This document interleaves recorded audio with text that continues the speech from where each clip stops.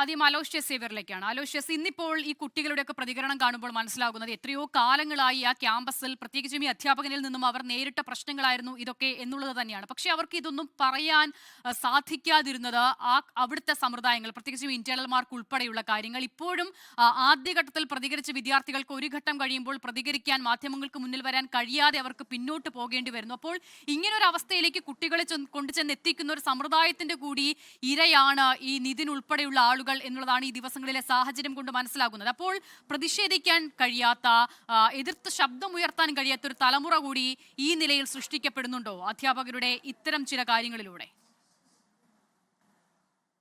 പക്ഷേ തീർച്ചയായിട്ടും നമ്മൾ ഈ ഒരു വാർത്ത, നമ്മൾ ഈ നിതിൻ എന്ന് പറയുന്ന ചെറുപ്പക്കാരൻ്റെ മരണവുമായി ബന്ധപ്പെട്ട വാർത്തയുടെ ഞെട്ടലിൽ നിന്ന് കേരളീയ പൊതുസമൂഹം ഇതുവരെ വിട്ടുമാറിയിട്ടില്ല. കാരണം ഈ 2026 എത്തി നിൽക്കുമ്പോഴും, ഈ ഏപ്രിൽ മാസത്തിൽ എത്തി നിൽക്കുമ്പോഴും ഇത്തരത്തിൽ ജാതിയുടെ പേരിൽ ഒരു വിദ്യാർത്ഥിക്ക്, അതും അധ്യാപകനിൽ നിന്ന് വലിയ ഭീകരമായിട്ടുള്ളൊരു പ്രയാസമുണ്ടാകുന്നു എന്ന് പറയുമ്പോൾ നമുക്കൊക്കെ അതിൻ്റെ ഒരു ഞെട്ടലിൽ തന്നെയാണ് നമ്മൾ.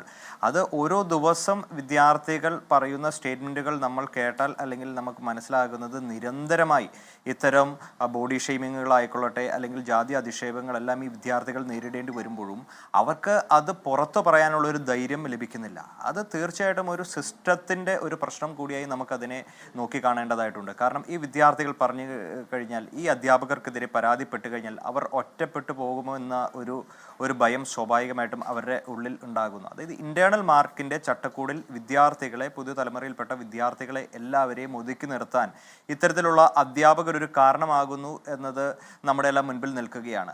അപ്പോൾ ഒരു സിസ്റ്റമിക് ചേഞ്ച് സ്വാഭാവികമായിട്ടും ഈ വിഷയത്തിൽ ഉണ്ടാകേണ്ടതുണ്ട്. ഇത്തരം അധ്യാപകർ എന്ന് പോലും നമുക്ക് ഇയാളെ ഒന്നും നമുക്ക് വിശേഷിപ്പിക്കാൻ സാധിക്കില്ല. കാരണം അതേപോലെയുള്ള വാക്കുകളാണ്, ബോഡി ഷെയ്മിങ്ങിൻ്റെ ഭീകരമായിട്ടുള്ള, തൻ്റെ മുൻപിലുള്ള വിദ്യാർത്ഥികളെ ഈ ജാതീയ ചൊവ്വ കൊണ്ടൊക്കെ സംസാരിക്കുന്നു എന്ന് പറയുമ്പോൾ അയാൾ ഏത് ലോകത്താണ് നിൽക്കുന്നത് എന്നുള്ളൊരു വലിയ ചോദ്യം കൂടി എല്ലാം നമ്മുടെ മുൻപിലുണ്ട്.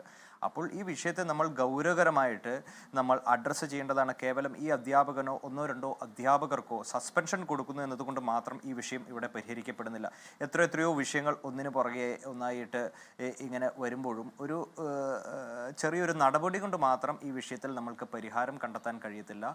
സ്വാഭാവികമായിട്ട് ഒരു വലിയ രീതിയിൽ ഒരു സിസ്റ്റമിക് ചേഞ്ച് നമുക്ക് ഇത്തരത്തിൽ വിഷയങ്ങളിൽ നമുക്കത് കൊണ്ടുവരേണ്ടതുണ്ട്. അതിന് എല്ലാവരും സഹകരിച്ച്, അധ്യാപകരായിക്കോട്ടെ, അനധ്യാപകരായിക്കൊള്ളട്ടെ, മാതാപിതാക്കളായിക്കോട്ടെ, വിദ്യാർത്ഥി സംഘടനകളായിക്കൊള്ളട്ടെ, മറ്റ് പൊതു സംഘടനകളായിക്കോട്ടെ, എല്ലാവരും ചേർന്നുകൊണ്ട് ഇത്തരത്തിലേക്ക് ഒരു കൂട്ടായിട്ടൊരു പ്രവർത്തനത്തിലേക്ക് നമുക്ക് മുൻപോട്ട് പോകണം. നമുക്ക് വിദ്യാർത്ഥികൾക്ക് അല്പം കൂടി ധൈര്യം പകർന്നു നൽകേണ്ടതായിട്ടുണ്ട്. അത് ഇന്റേണൽ മാർക്സ് എന്ന് പറഞ്ഞാൽ ഇത് ഈ വിദ്യാർത്ഥികളെ വലിയ രീതിയിലേക്കുള്ള പീഡനമാണ് കേരളത്തിലെ ക്യാമ്പസുകളിൽ വിദ്യാർത്ഥികൾക്ക് ഉണ്ടാകുന്നത്. അതിനെതിരെ നമുക്ക് ഒരു കൂട്ടായിട്ടുള്ള ഒരു പ്രവർത്തനം ഉണ്ടാവണമെന്ന ഒരു അഭിപ്രായം കൂടി ഞാൻ മുന്നോട്ട് വയ്ക്കുകയാണ്. അലോഷ്യസ്, ഇപ്പോൾ അലോഷ്യസ് ഉൾപ്പെടെയുള്ള ആളുകൾ ഈ വിദ്യാർത്ഥി സംഘടനകളുമായി ബന്ധപ്പെട്ടൊക്കെ പ്രവർത്തിക്കുന്ന ആളുകളാണല്ലോ. എല്ലാ ക്യാമ്പസുകളിലേക്കും നിങ്ങളുടെ പ്രവർത്തനങ്ങൾ എത്താറുണ്ട്. ഇപ്പോൾ അലോഷ്യസിന്റെ ആയിക്കോട്ടെ, ഇവിടെ ചർച്ചയിൽ പങ്കെടുക്കുന്ന സാദിഖിന്റെ ആയിക്കോട്ടെ, നിങ്ങളുടെയൊക്കെ ആശയധാരയിൽപ്പെട്ട വിദ്യാർത്ഥികളുണ്ട് ഈ ക്യാമ്പസുകളിലൊക്കെ. ഇനി എത്ര രാഷ്ട്രീയം പറയാൻ പാടില്ലാത്ത, രാഷ്ട്രീയത്തെ പ്രോത്സാഹിപ്പിക്കാത്ത ക്യാമ്പസുകൾ എന്ന് പറഞ്ഞാലും അവിടെ രാഷ്ട്രീയ ബോധമുള്ള വിദ്യാർത്ഥികളുണ്ട് എന്നുള്ളത് വാസ്തവമാണ്, യാഥാർത്ഥ്യമാണ്. അപ്പോൾ നോക്കൂ, ഇത്ര ഗുരുതരമായ പ്രശ്നങ്ങൾ അവിടെ കാലങ്ങളായി നിലനിൽക്കുന്നുണ്ട്. അപ്പോൾ ഇതൊക്കെ അധിക്ഷേപങ്ങളാണ്, ജാതിയുടെ പേരിലുള്ള അധിക്ഷേപങ്ങളാണ്, ബോഡി ഷെയ്മിംഗ് ആണ് എന്നൊക്കെ തിരിച്ചറിയാനോ അല്ലെങ്കിൽ അതിനെ അഡ്രസ്സ് ചെയ്യാനോ ഒരാൾക്കും ഇതുവരെ കഴിയാതെ പോയി എന്നതുകൂടി ഉണ്ടല്ലോ അലോഷ്യസ്. അപ്പോൾ ഒരു തരത്തിൽ ചിന്തിച്ചാൽ നമ്മുടെയൊക്കെ വിദ്യാർത്ഥി സംഘടനകൾക്ക് പോലും പറ്റിയ വീഴ്ചയെന്നോ പരാജയമെന്നോ കൂടി അതിനെ കണ്ടുകൂടെ? ഒരു തരത്തിലും ശ്രദ്ധയിൽപ്പെട്ടിരുന്നില്ലേ ഇങ്ങനെയുള്ള പ്രശ്നങ്ങളൊന്നും? അല്ല, ഈ വിഷയം നമ്മളൊരു വൈഡ് സ്പെക്ട്രത്തിൽ, അല്ലെങ്കിൽ നമ്മളൊരു വൈഡ് ക്യാൻവാസിൽ ഈ വിഷയത്തെ നമ്മൾ അഡ്രസ്സ് ചെയ്യേണ്ടതാണ്. കാരണം കേരളത്തിലെ ക്യാമ്പസുകളിൽ ഏതെല്ലാം തരത്തിൽ വിദ്യാർത്ഥി രാഷ്ട്രീയ പ്രവർത്തനത്തെ ഇല്ലായ്മ ചെയ്യാൻ ഉള്ളൊരു ശ്രമം, ആസൂത്രിതമായിട്ടുള്ളൊരു ശ്രമം നടക്കുന്നുണ്ട്. അത് എത്രയോ കാലങ്ങളായിട്ട് നടന്നു വരികയാണ്. അതിനെല്ലാം ഫൈറ്റ് ചെയ്തുകൊണ്ട്, അതിനെല്ലാം എതിർത്തുകൊണ്ടാണ് ഈ പല ക്യാമ്പസുകളിലും സംഘടനാ പ്രവർത്തനം നടത്തി മുന്നോട്ട് പോകുന്നത്. വിദ്യാർത്ഥികളുടെ അവകാശ സംരക്ഷണവുമായിട്ട് ബന്ധപ്പെട്ട് അവരെ ചേർത്ത് പിടിച്ചുകൊണ്ട് മാനേജ്മെൻറ്റുകളുടെ വലിയ പീഡനങ്ങൾക്ക് മുൻപിലും ഈ വിദ്യാർത്ഥികൾക്ക് ധൈര്യം പകരുന്നത് കേരളത്തിലെ ഈ വിദ്യാർത്ഥി സംഘടനകളാണ്. അപ്പോൾ അതിനെ വലിയ രീതിയിൽ ഇല്ലായ്മ ചെയ്യുന്നതിന് വേണ്ടിയിട്ടുള്ള ആസൂത്രിതമായിട്ടുള്ള നീക്കം കഴിഞ്ഞ കുറേയേറെ നാളുകളായി നടക്കുന്നുണ്ട്. അത് ഒരു തരത്തിൽ പറഞ്ഞു കഴിഞ്ഞാൽ ഈ വിദ്യാർത്ഥി സംഘടനകളുടെ പ്രവർത്തനത്തെ ഇല്ലായ്മ ചെയ്യാനുള്ള മാനേജ്മെൻറ്റുകളുടെ ശ്രമങ്ങൾ ഒരു പരിധി വരെ ഇത്തരം പ്രവർത്തനത്തിലേക്ക് എല്ലാം നയിക്കുന്നുണ്ട്. അപ്പോൾ സ്വാഭാവികമായിട്ടും ഒരു നിയമപരമായ ഒരു പരിരക്ഷയിലൂടെ വിദ്യാർത്ഥി സംഘടനാ പ്രവർത്തനങ്ങൾ എല്ലാ ക്യാമ്പസുകളിലേക്കും വ്യാപിപ്പിച്ചു കഴിഞ്ഞാൽ സ്വാഭാവികമായിട്ടും ഈ ഇത്തരത്തിലേക്കുള്ള വിഷയങ്ങളിൽ നമുക്ക് കൂടുതൽ ഇടപെടലുകൾ നടത്താൻ സാധിക്കുമെന്നൊരു അഭിപ്രായമാണ് എനിക്കുള്ളത്.